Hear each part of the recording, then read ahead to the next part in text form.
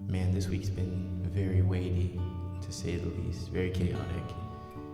And I just feel God like calling me to wake up, calling some of you to just wake up to the reality of the world we live in and the darkness that is surrounding us. And it's no surprise that we live in a dark and broken world. It's no surprise that this world is fallen and wickedness is around. But being reminded of the severity of what this actually means, man, it hits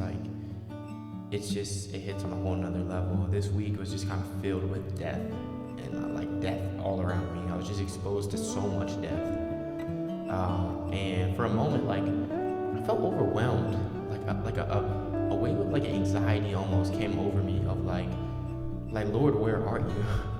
Right? Because you walk in this peace that surpasses understanding, and then you look around in the world and it's just on the opposite side of the spectrum. And so I just had to take some time and really be in prayer and really be in the Word and really renew my mind, because for a moment, my fear kind of had got on the pedestal of my heart where my faith belonged. And I was really just reminded this week that where there is an increase of fear, there is a decrease in faith. And despite all of the wickedness around us, all of the evil principalities that are at work, we are under submission to the Lord who reigns over it all. And that was just extremely comforting to know.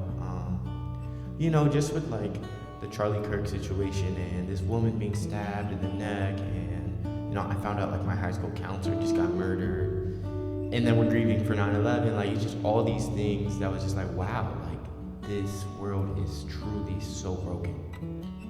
And with that brokenness comes an even greater need for the Lord. It's just, it can be hard at times, because it's God, where are you? I know I see you in my life, in my personal experience, but I look around the world and it's just there's just so much darkness around us, and we're just surrounded by spiritual desolation. And that can be extremely discouraging. But I've just really felt the Lord saying, don't lose sight of the history I've shown you over the years of how I've turned things that were traumatic, and I've turned tribulation into things to be thankful for.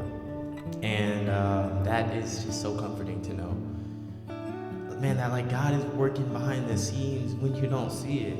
And that's the center of the faith. It's having that and trusting in that, even when it seems crazy to do so.